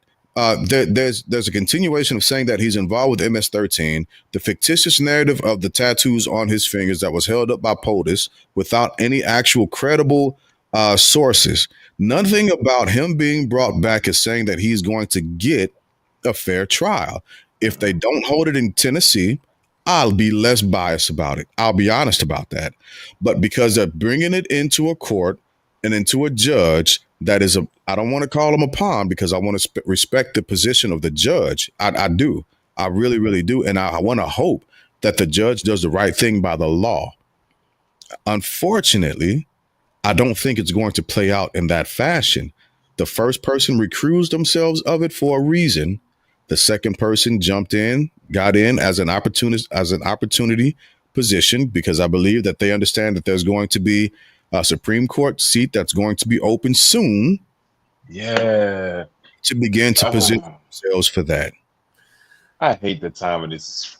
It's like every time. Since you're feeling, I want you to keep that same passion, because when you're saying that, hey, I'm not going to really trust this decision, then I'm not going to trust the decision against Puffy Combs. Then how's that? No, that's two totally different things. Plus, it's entirely totally different things. But let me be clear. I think Combs has a way of getting out of this. I think a lot of the things that they're saying, that they're being mean and they're being malicious in name. They're being slanderous. I don't think there's much that they have to go on that they're going to be able to hold him on. So what I'm going to say is the same way you think this is a political stunt. It's the same thing about Puffy Combs, Sean Combs. That's a political stunt. I don't know about the political stunt. Yeah, it is. Maybe a power move, but I want to say this part. Listen, anytime you say political, it's subjective. As soon as you said that, it's subjective. All right. Sure. Okay, we can say objective, but I think it's more of a power move than political. But because I'm thinking political about appointed officials, but I see what you're saying. It can be political in his scene, entertainment world. But with Kilmore, here's my thing. If this dude was acting as a Pony Express to smuggle people across international lines, thousands of people, and why wasn't this brought up when they said and they admitted it was an administrative error? Why? I would say then, oh, it was an error. But however, check this out. This dude was FedEx to bring people across state lines at that moment in time. Squashed. For me, Rich, it's the timing of it, man. It's the timing. So the Supreme Court didn't side. Trump thought his homies were going to side with him. Didn't happen, right? And they kind of finagled it to give him some wiggle room, right? Then they had the press conference. Old boy in El Salvador said, hey, how can I bring somebody back that the president doesn't want back? And then Trump did his little song and dance, right? But now he eventually brought him back to side with the Supreme Court. Now they just find another category to U-turn his ass and send him back. Another charge. All I'm saying, if all this evidence was out there, the timing is mighty suspicious. Very. Very. That was me. Hello, I'm sorry. Did you just breathe? Oh, right. I thought this would never happen.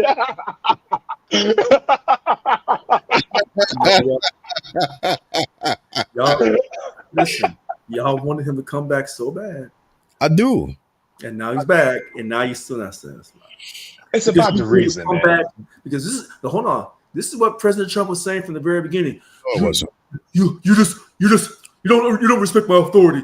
You just want to bring him back, and then you set him free. That's what the Democrats want, and that's what you really want. That's what you make no mistake about it. I support the President of the United States. I do. No, I understand that, but he's saying Trump is saying this is what the Democrats. So you're saying a line that the Democrats wanted. Bring them back, and then set them free. Okay, so you know what's funny? If I had been President Trump, I said, you know what? We made a mistake there. I can own it, even though I can't show no weakness. That's the way I was trained. So we'll bring them back. We'll set them free. And then you know what I would do the next day? I would say, arrest them. Go up on the ice and get them to all the cities. Get them to all the hotels. Start rounding them up because I know they're here illegally. Okay. He's doing that now anyways. No, he's going to intensify it. Because the more they fight him in LA, and look, LA can fight you. Because when I'm being told, if you almost 50% Latino in LA, like they say, hey, you ain't taking these people up out of here. Well, Pac said it. I said Tupac said it. We're going to fuck around if we have to. You know what? Then you're going to have to do a lot of, if they're interfering with the ICE doing their job, you're going to have to do a lot of arrests. I agree. And so, I read the laws. People who get arrested, they're not going to get no time or anything. Not in these California courts. I don't think so. No. They're not. Now, if you was in Bakersfield or one of these Republican counties, right, you might get deported. Citizen deported. The Court of Appeals, and then you'll walk out of there. Oh no, for federal stuff. So, Rich, I just find it interesting how you're very specific about the legalese of the Jan 6 people and what they were charged with. But you don't apply that same objectivity and focus to this case here. So I just find that interesting to kill more. First of all, they didn't protest peacefully. I've said that to Mr. Glass. No, I'm talking about Kilmore. I'm talking about Kilmore and Jan 6. Because Jan 6, they weren't charged with insurrection. They were charged with obstruction of justice. But they didn't. Yeah. But when they did all that action, the first thing I said is they're not doing it peacefully.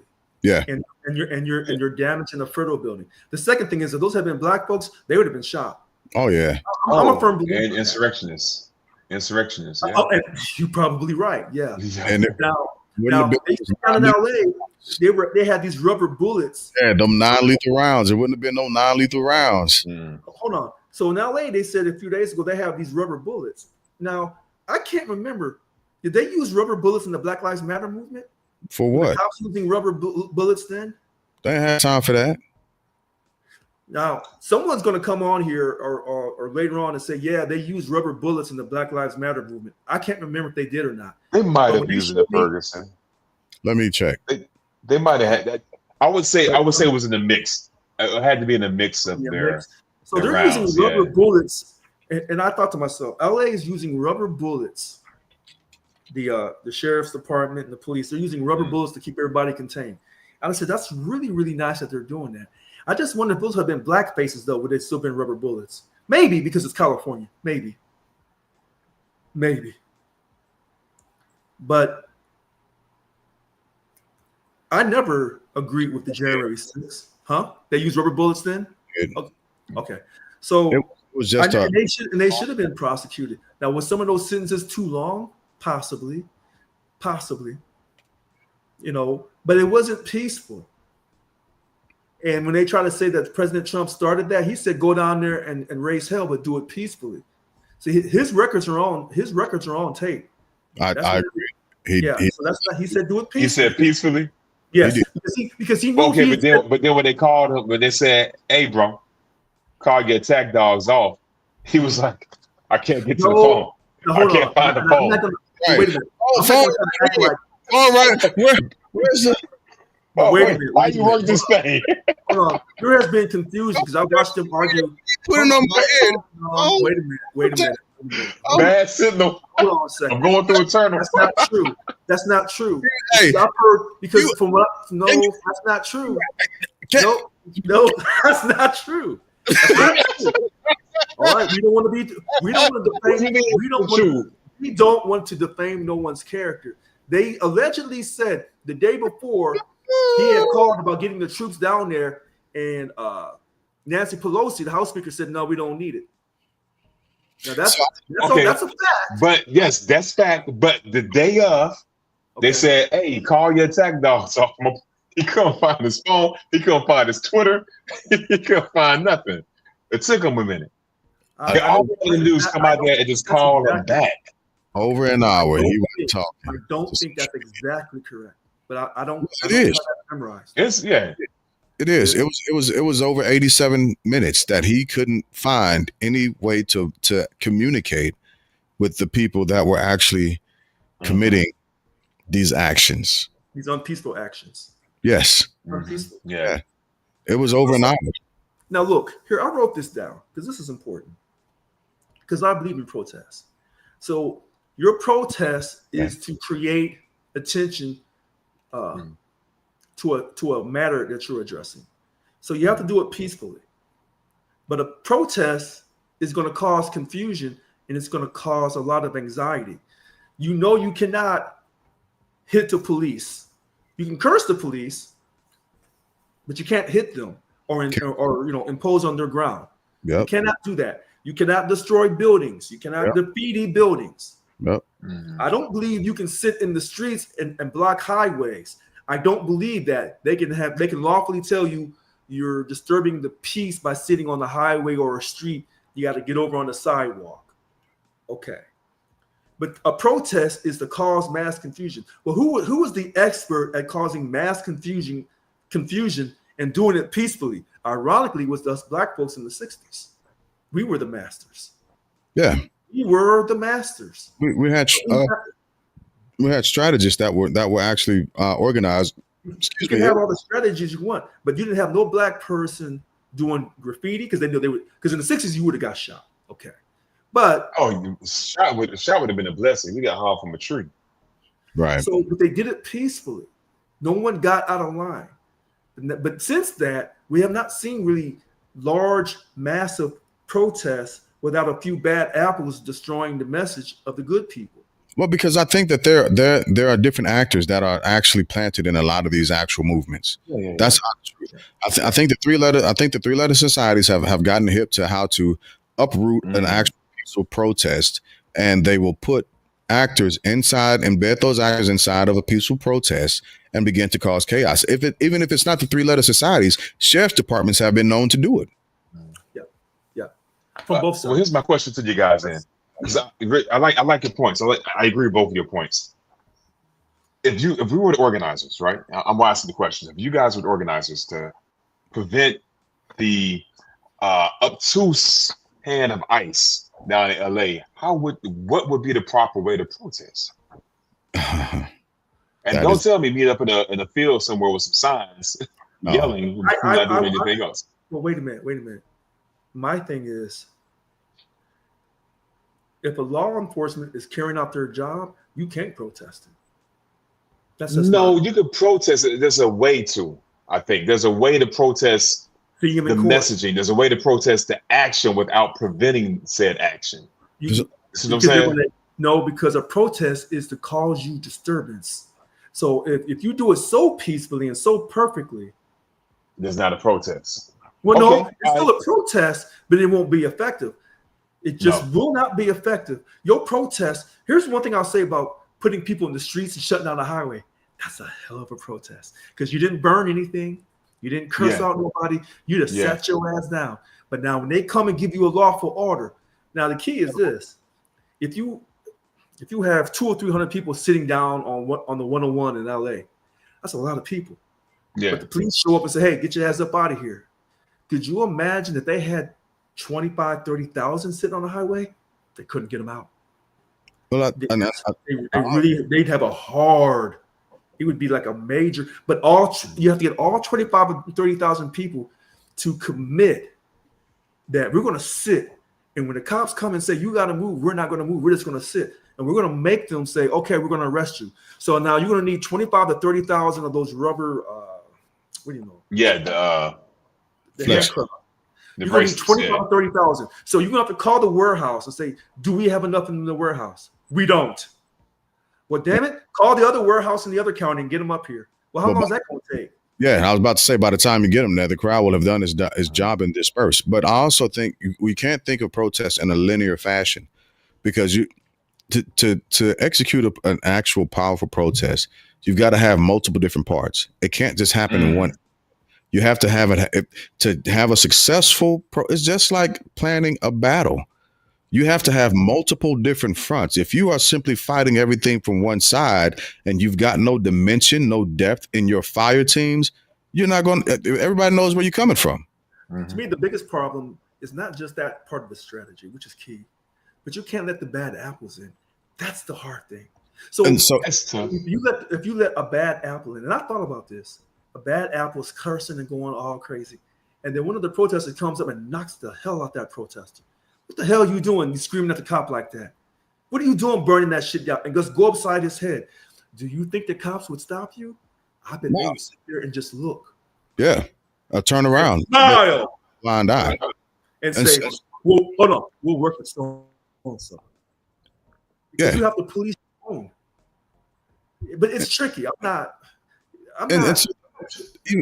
That goes into an even deeper part of protesting, because you have to know the people that you're putting out there. You can't just simply allow folks to just jump in, because then you can't identify the bad actors, right? Your protesters have to have a certain thing. You have to be able to have what, like we did in basic training, word and passphrase, in order to be, oh yeah, you're an active participant. You are supposed to be here with us. You are supposed to be this, right? Because you have within your group, yeah. Exactly. That way, you know who's supposed to be there, who's not supposed to be there. Still leak. Yeah, all of those folks that aren't supposed to be there, and just showing up and acting as bad actors, you can call them out immediately, right? Whether it be wearing a certain colored T-shirt or having a certain marker on underneath your clothing. So, well, listen, if you had 25 to 30,000 people in LA, and you had the strategy session, the people who are coming to invade it, they're going to be given all their information. Sure. Sure. At a certain, it can happen, but there's still a way to control your protest, to make it strategic enough to where those bad actors will be able to be found out, and you can point them out. And not only can you point them out, but you can turn them in, because they're disrupting the actual service. If anybody you'd have to have watchers. I don't disagree, but you have to be disciplined. If you want a protest to work, you have to be disciplined. And as soon as you see somebody step out of line, well, you automatically, this is not what we're here for. I'm sorry. We might have been friends. We might have been cool, but these are some of the rules that we said we were not going to get into. You violated it. I got to turn you in, or you need to leave. No, you'd have to have I want to say this part though. I like the parts that you said about being multifaceted, right? So I just went down to my Richard notebook here. I jotted some notes down. So being multifaceted, things that we feel that we as a people recently, we have failed at, it's only been one dimensional, right? It's been the showstoppers, the shock value, right? Like Rich mentioned, sitting on the highway blocking traffic. We love to burn crap up. That gets the news attention. But then they order the next story a few days later. And then what do we have? Just damaged property. And a lot of it private property, unfortunately. People who worked in that community to serve that community are part of that community that catch the collateral damage. And that's not right. I don't like that. But when you think about multifaceted, this is off the top of my head. I think you need that shock value people, the Madonnas, the Little Nas X's, right? To draw in the people's attention, draw in the eyes of the nation, right? And a lot of stuff you guys mentioned, we talked about before, do that. Then what I really loved about the Tea Party movement was how they had their little rallies to get people in the federal government. That's a big part of the reason how we got to where we are right now, right? Yeah. I haven't seen that done with any other movement effectively, right? And so you do that on a local and Fed level. What you got? Well, I was about to say, like, What if I had my way of planning an actual protest? Oh my Yeah. God. Oh my gosh. Because Mhm. it will happen in phases. First off, we are going to have those shock value people that's going to get out there and Yeah. raise the emotional temperature of America. We Yes. gotta have that. That's one of the things. While that's happening concurrently, we are going to have people at the Capitol building. We are going to Mhm. have people at local meetings speaking about this. We're going to Yeah. do While that's happening, we're going to have people talking to local law enforcement, letting them know that we are actually peaceful. Let's actually figure out how to work together to do this.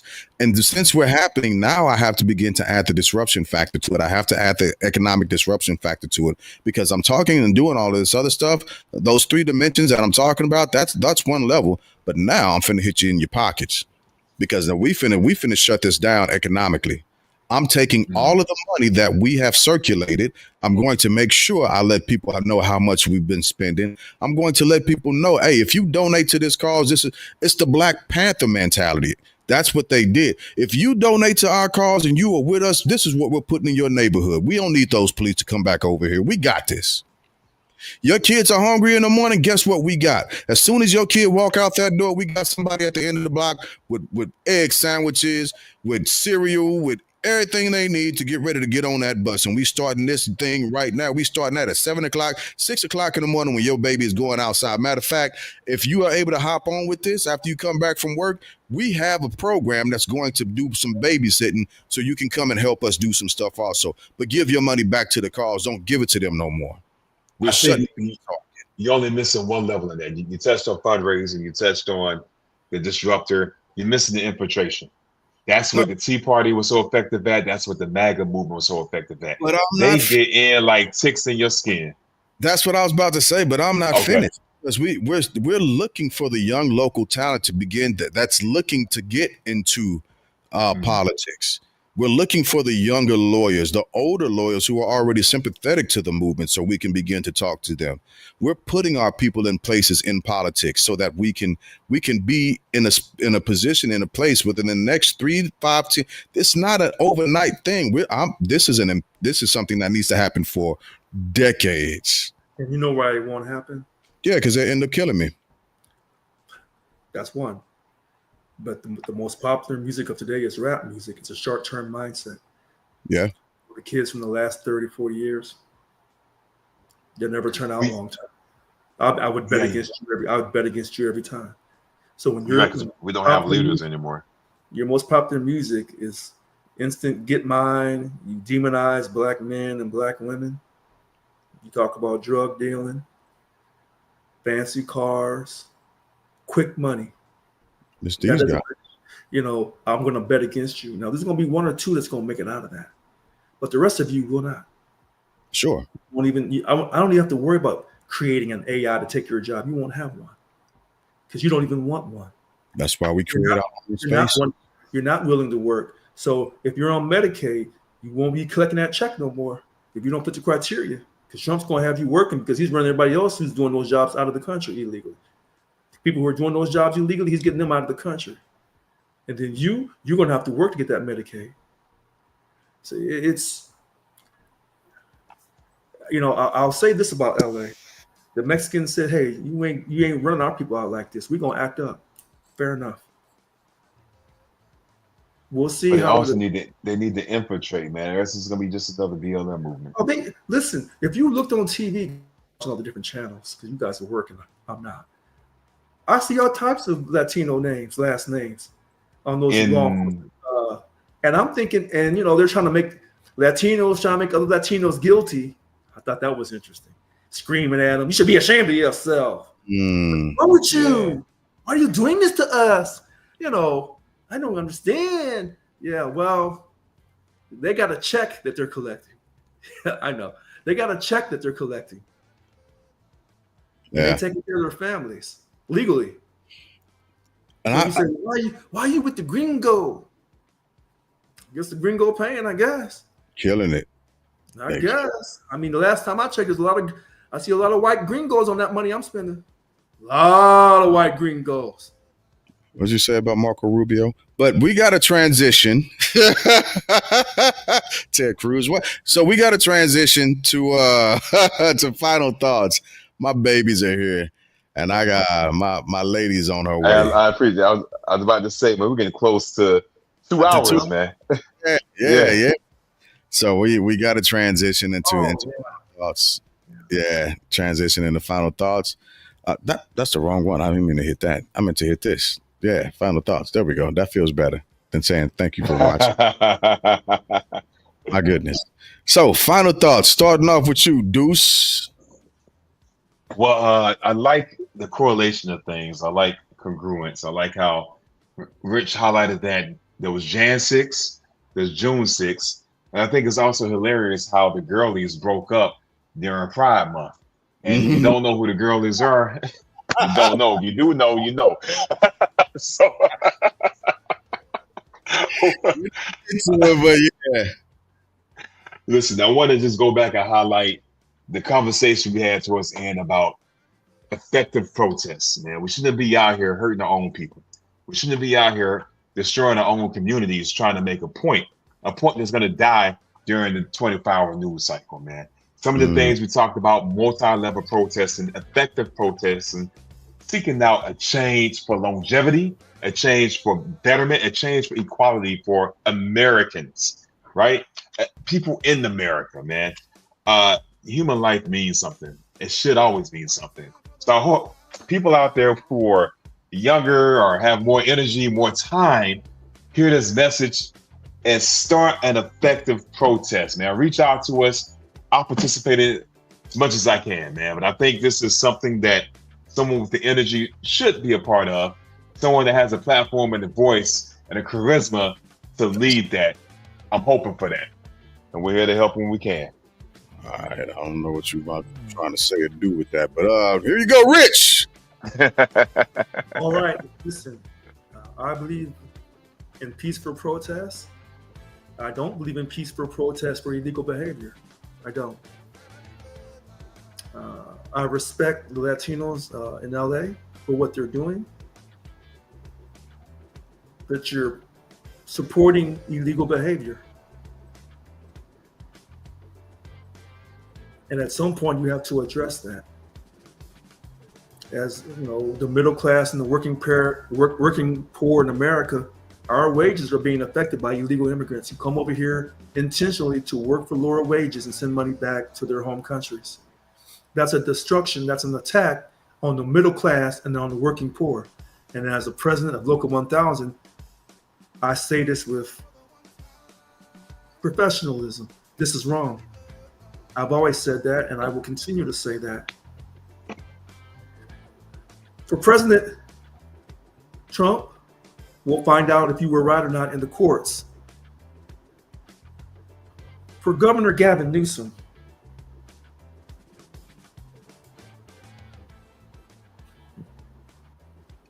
Turn music down. You have transgendered the truth so many times, you don't know if you're a he or a she or a they or a them. You don't know if you want to put a dress on. You don't know if you want to wear a G-string or some boxers. You don't know what you want to do. But what you did do is not accept my election. What you did do is throw a childish fit and have me removed from office. That's what you did do. What you did do is cause pain and suffering for people in small rural towns up and down the state of California who just happen to be of the same hue as you, but they're conservative and they don't like you and you don't like them. But your emotional, childlike behavior can't accept not being liked by everybody because you think you're so pretty and that everybody should want you. But we don't. You cause a lot of these forest fires, along with climate change. A lot of these forest fires could have been contained in a much better fashion, but you didn't care because it didn't have nothing to do with the oil that you use in your hair. You are Governor Gavin Newsom. You're a pretty boy with a little soft chin. And you want to run to be the president of the most powerful country on earth. Whether we like President Trump or not, when he sticks his personality in the wind, we all feel it, whether we like it or not, because it's, according to him, a big personality. But Governor Newsom, your little personality, about this big. You ain't got no personality. When you stick it in the wind, no one notices. No one cares. Because this is who you are. I will be reinstated through the courts. And then you and I can sit down as men, unless you're being a woman or whatever you're going to be that day. I don't know. You flip-flop on so many different things. And then we're going to negotiate in good faith a substantial pay increase for those represented by Local 1000 and I as its chief negotiator, as its president. And if you refuse to sit down with me, you refuse to cooperate with me, well, then you will force me to take a strike vote. And if that strike vote comes back affirmative, we're going to shut down the fourth largest economy on earth. And we won't have to burn up cars and throw rocks and curse our union brothers who are, quote, CHP, and our other union brothers who are law enforcement in the different counties and cities in this great state. We won't have to do that. We just won't provide no services or products to this fourth largest economy, and we will shut you down. And then you'll have to explain why one little black man from the country-ass state called Missouri shut your ass down while you're running for the White House. I'm President Richard Lewis Brown, Local 1000. Today is June 11th, 2025. It's 6:51 p.m. I approve this message. If you don't like it, take my black ass back to court. Thank you. Well, coming for this man's chin, man. That's now you're gonna have cats out here throwing a personality out in the wind. Richard, if I see somebody's personality in the wind while I'm going to work, I'm calling your ass. I don't want to see the personalities everywhere just flapping in the wind. He went for the man's hair. Now he was going for his chin. That's how big his personality is. Yeah. They say President Trump's is like this. That's what they say. The Great White Hope. It's this big. For my final thoughts, I would like to share a quote, and I will read that quote. The quote is from former President John F. Kennedy. Ooh. And the quote reads, "Those who make peaceful revolution impossible will make violent revolution inevitable." I want to thank my battle Javi Ruiz brought that to my attention earlier today. We looked it up and I digested it. And I said, my goodness, that is one hell of a sentiment, a phrase, and a rule to put out there. Use that. I'm going to use that. I got to use it. Hold on. You know what? Hold on a second. I'll send it to you. Picture of that. Yeah, send it to me too. Yeah, I'll send it to you both. Those who make peaceful revolution impossible will make violent revolution inevitable. Absolutely. And America, we have to be careful. We have to be careful because we are at the precipice of dealing with those who are willing to make peaceful revolution impossible, simply so that they can make violent revolution inevitable. That's our foundation of the country. It is. I agree. Yeah. Unfortunately, that doesn't mean that we can't be better. Nope. It's our foundation. That's who we are. Accept who you are. So let's talk about that real quick, because that's a thing, right? Just because that's who you are right now doesn't mean that's who you have to be tomorrow. Mm-hmm. Great point. And if we're going to take you at your word, which I'm glad you say this frequently, that you have the greatest of hopes for America. I'm glad you say that. And I believe that you believe that. And I believe in it too, in a sense. Then we have to hope that this truth, that this quote is what we end up being. No, because in order to reach the highest heights, you have to be willing to sacrifice. And if you start on bloodshed, you have to sacrifice bloodshed to reach that golden dream of reality of being the greatest nation on earth. So some people are going to have to die. People have already died, and that's what I'm saying. Enough. It's not the truth. That part I can't agree with you on. No, I don't want you to. I want you to keep hope alive. Yeah, what I'm saying is In order for this country to really, really make peace with its horrendous past, you have to have a war. Oh, we've had a war. Let me finish my final thoughts because I think that needs to be a whole ass topic right there. Do we have to have a war? Do we? Haven't we already had a war? Does it have to be the war, a conventional war like we know it? You mean the Civil War we had? Mm-hmm. No, we have to have a new Civil War. Okay, yeah, we'll come back to that. Yeah. I wrote that down.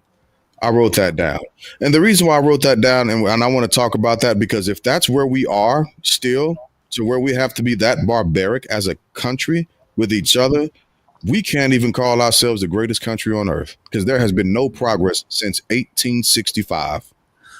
Well, we've had that debate. Because we've made some progress. The enslaved Africans, descendants were set free. Women were allowed to vote. Slavery ended. Slavery was never ended. Constitutionally, slavery has never been ended. 13th Amendment, and voluntary servitude was ended except unless you're incarcerated. So if you want to be specific, okay, but if you just don't tell someone you got to work from sun up to sundown, that doesn't work anymore unless you're incarcerated, and that's only in certain states. So we have made progress in some areas. Or unless you put and create a society that is that's so far in debt, the average family doesn't have $400 for an emergency, because that's slavery as well. Well, no, that's subjective. No, you're correct on the money. You're correct on that. But we have made progress. What I'm simply saying is this. America has never really made peace with the enslavement of the Africans, with the taking of the Southwest, with the treatment of Native Americans. It's never really made peace. And at some point, you have to make peace with those that you hurt, their descendants. And you see it in LA. That's why so many people come to America illegally from Mexico, because they feel that this was their land anyway. So we're not going to let these gringos tell us what to do. But yet you're letting the gringo exploit you. And he will continue to exploit you. Because you're feeling like you have this emotional tie to the land, which may be true, but you're being exploited by the gringo that you despise. And I don't agree with you on that part. But what I'm saying is, if we haven't progressed enough, first off, we are not them. We are not them. I understand that it's been propagandized that we are savages and barbarics and barbarian and just rape. We out here trying to take people's. That's not us. That's them, right? I get that. I understand. Oh, there's a comment. I understand that totally and completely. Felons throwing rocks at moving cars. Okay. But what I will say is that we aren't them. So we don't have to revert to a form of physical violence. Just because that's the only thing that they understand doesn't mean that that's something we have to give. It's not. There are multiple different ways of waging a war without a single round being fired. Look at what happened in Hawaii. Not in this country. Look at what happened in Hawaii. They did it with Hawaii. What I'm simply saying to you on this country, because if I'm correct, enslaved Africans were not taken to Hawaii. Mexicans didn't have Hawaii. On this particular piece of land, from one coast to another, north going to south, this situation is so horrendous, and it's in our foundation. And the only time that you see us as Americans really talking and laughing, either we're on drugs, we're drunk, the military, thank God for the military, so we can die together, and in sports, which is kind of like the military competition. Those 4 areas, your church is highly segregated. I don't care how many mixed denominational or mixed race churches you see. Oh yeah, James Baldwin made that point. Huh? I said, yeah, James Baldwin made that point. And oh gosh, the Reverend Billy Graham that passed away. So your churches are highly segregated. Your school system for children up through 12th grade, still highly segregated. So we are not one nation. And this is the one thing I'll thank President Obama for. Because now the whole world can see us for what we really are. We've been divided from the get-go, and nothing ever changed. We just put Band-Aids over it. And then when the Band-Aid rips off, we say, oh, well, let's put a new Band-Aid on because you're bleeding. But this time with President Trump, well, we have this like big old square Band-Aid, and then we have these stitches underneath the Band-Aid. But somehow the stitches have gotten loose. The Band-Aid is soaked full of blood.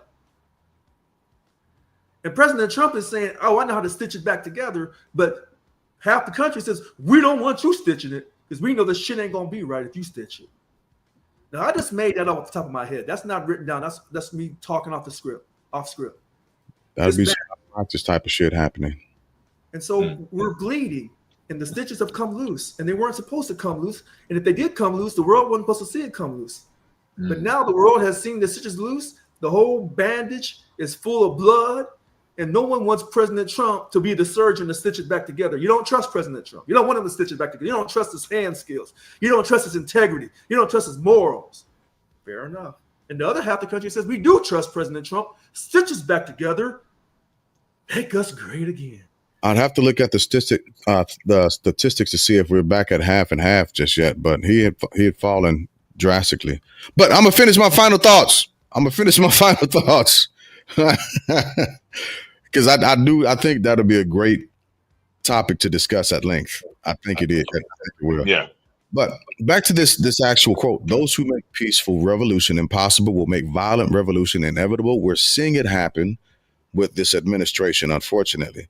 Now, to Richard's, that bloodshed is the end of all these things. Somebody is going to have to come out on top. Unfortunately, we are playing by might makes right rules right now. Yes. And Big bank by little bank. Yeah, and unfortunately, America, we have to get away from that mentality. We've got to steer clear of that. That's always been our mentality. What are you talking about? I got to finish my final thoughts.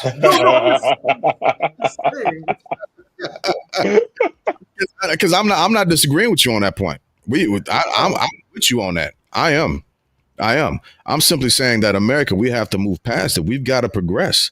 We have to progress. Again, in the words of Elder James Baldwin, if we can't figure this out, paraphrasing, if we can't figure this out peacefully together, we will all perish together. There's no left or right perimeters to that. So the healing that needs to be done from America as far as doing citizens wrong, as far going back to slavery and the enslaved peoples that you brought, you ripped away, you stole, you hurt, you raped, you killed, you pillaged, you made less than human, you made calculations for taxes. You have got to reconcile that. For the peoples that you stole land from and you gave them blankets full of smallpox and chickenpox, and after they taught you how to live and survive in this land, you still continue to essentially quarantine them to corners of this land that was theirs. You've got to reconcile with that. Yeah. You have to. We have to, America. There is no progress when there's still pain available. We can't heal together. The whole body can't heal. Wait a minute. Who's we? I gotta finish this. I'm almost done. So it's gonna hurt.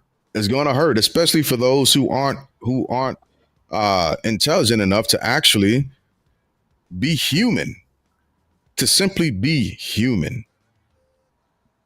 That's all people are asking. So my final thoughts is this quote: "In a movement of progression and progress and evolution and being better is going to take a while." I agree to that. I agree with that. And hopefully we can do it without bloodshed. Hopefully we can. Hopefully. All right, now I'm finished with my final thoughts. The movie The Purge and The Total Purge, there's like 2 or 3 of these Purge movies. They're telling you. Yeah. How this Yeah. That's not just some silliness. No. And if you start your country, if you start on bloodshed, you have to end on bloodshed. That's your foundation. That's the foundation of this country. And if you don't have enough firearms to protect your land, you don't have land titles on it. And additionally, you're going to lose your land in this country. No, that's just what it is. There were no Native Americans that have no land titles. They didn't have no long rifles. And so when the European Americans came over and they took a look around and said, "Oh, you got all this, and you ain't got no long rifle? Oh, and you guys ain't organized, and you don't have land titles? Oh, that's all me then." I'm taking your shit. Because in Europe, they had land titles in different countries. You know, people would farm these different countries because they spoke the same language. And if they didn't, people from another part of the land would come to take their land, and wasn't enough usable land mass. Excluding Russia, there wasn't enough usable land mass. So land was critical. The land was so critical that the countries would form, and they would travel to Asia and Africa and grab minerals, a few people, and spices and anything else to get their hands on, and bring it back to Europe. That's the European mindset. I'm not trying to be racist. That's history. So when they came to America, they said, "If you ain't got no land title, you ain't got no long rifle. What you mean all this land is the creator? We get ready to take this shit because God told us we better than you anyway. Go to Rome and you'll see us painted as angels and God and Jesus. They're all white people." And they know that ain't the truth. Let me stop. Let's stop right there.